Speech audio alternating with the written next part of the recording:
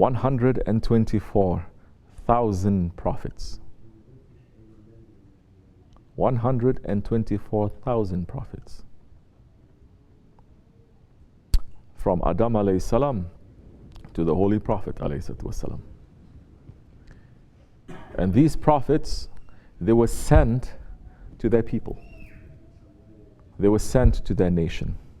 This is not a scholastic association to talk about the categories of the prophets and the categories of the Rasuls and the categories of the Mursals and the categories of...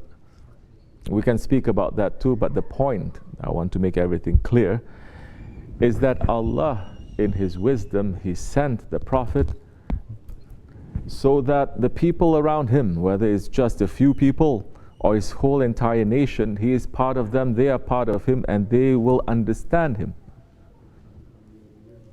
Because he understands them, and he will give only what they understand and what they can carry for their people. No prophet was sent before the Holy Prophet ﷺ as a universal prophet. Every prophet was sent to their nation only.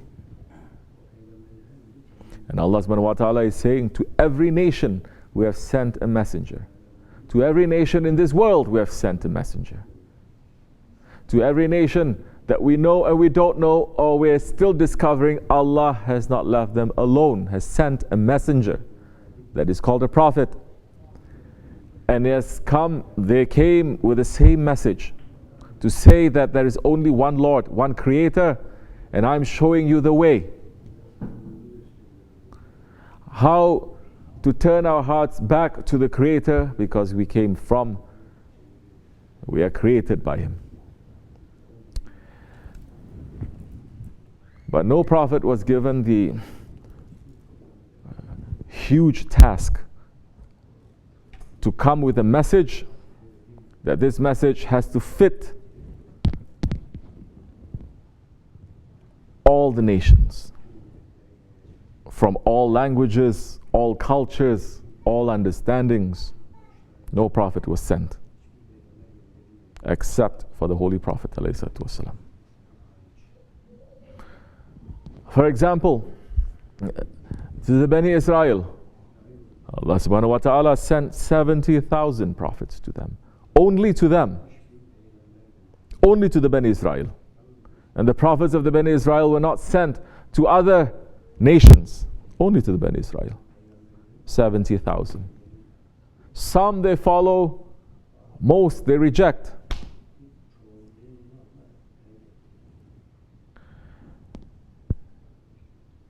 There were prophets that were sent to certain nations and tribes that they survived, and certain nations and tribes that they didn't survive.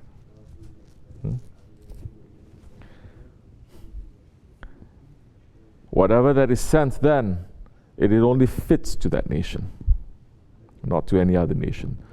So nobody can say this is so difficult. I'm following the teachings of, at that time, to say I'm following the teachings of someone from China, or following some teachings from someone from Africa, or from Asia, if you're coming from a different part of the world. Allah is making it easy. Follow this one, he's from you, he's of you. Because people's understanding that time, it is still, up to today, it is still what? Very tribal. Tribal. Very nationalistic. Only people belonging to our nation, we like, we support, we give 100%. If they don't belong to other nation, first thing is, you are the other. And you are enemy to us, or lower than us. But Islam is coming to say no. Now, no Arab is higher than an Ajam, and no Ajam is higher than an Arab. No Arab is higher than a non-Arab, and no non-Arab is higher than an Arab. Meaning now religion is not contained by nationalism or tribalism or language. It is universal. So now no one is superior, inferior to the other one, except if they have more taqwa.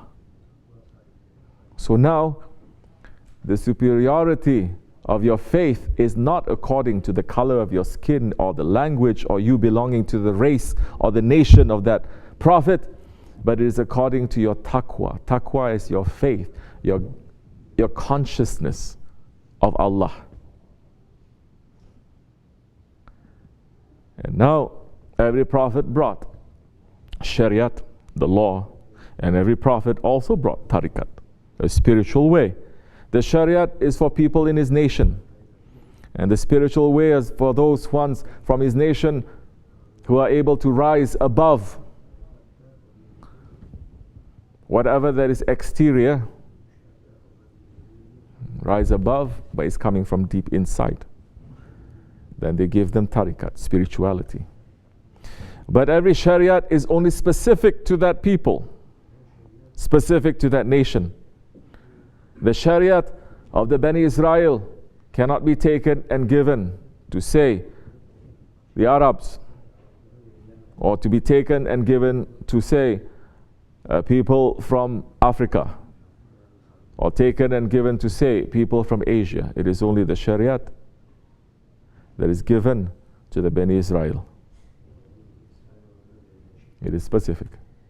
So every prophet now came with certain laws, that every race is specific for them. Every nation is specific for them. Until the Holy Prophet ﷺ came, and he brought the shariat. And this shariat that he brought, this law that he brought, and he takes, Allah is giving it to him, of course.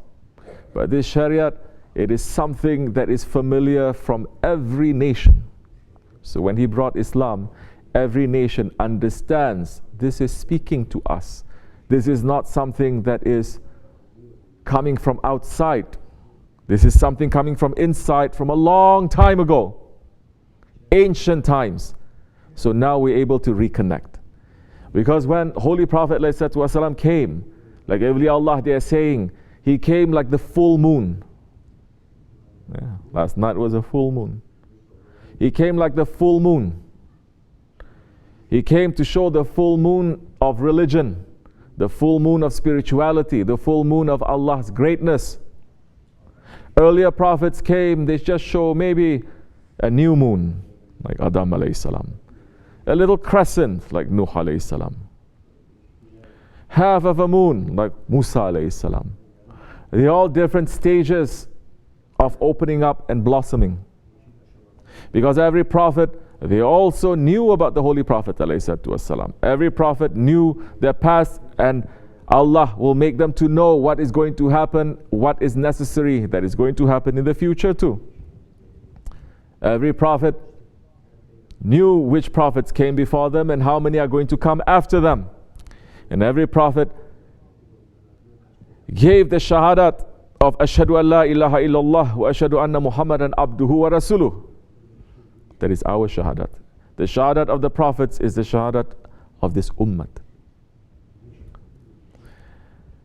So when they understand all of that, it's opening and is opening and is opening, is blossoming. So when the Holy Prophet ﷺ came, he revealed now the full glory of it. It becomes universal for everyone. After him, Allah subhanahu wa ta'ala is saying, my favor is completed. Not necessary, because he is the seal of the prophets. He is the greatest and he is the seal. Not necessary now to give you new prophets. Isa alayhi salam is going to come not as a prophet. He is a prophet, but he's not going to return as a prophet. He's going to return as a believer, as a member of the Ummati Muhammad alayhi wasalam, as a friend of Allah. But he's not coming back as a prophet.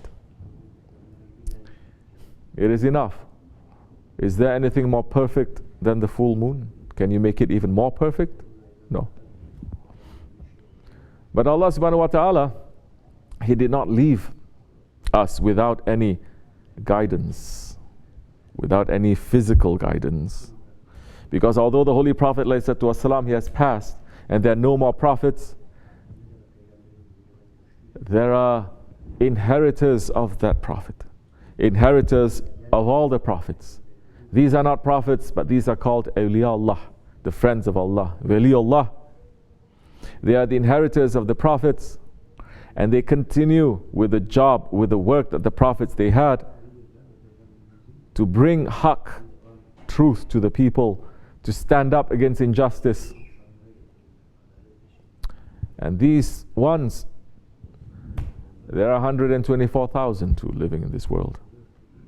Most are hidden now, because most people, they're not believing in them. They want to hunt them down and kill them too. But those who are really seeking, they will find it very easily. Very, very easily. Those who are not seeking, you will never find. But those who are looking, you will find them. So although there are no prophets being sent, because it's already perfect, Allah subhanahu wa ta'ala said, today I've completed your religion. I've perfected your religion. And I've chosen Islam to be your religion. And now, all that is left is for people to have this now, to make their religion to be Islam, for it to be perfect. And Allah subhanahu wa ta'ala then sent the friends of Allah to continue that until Judgment Day. We are not without any guide. So alhamdulillah, in the old days, in the days of the Ottomans, everyone believed in awliya Allah, everyone has a Sheykh.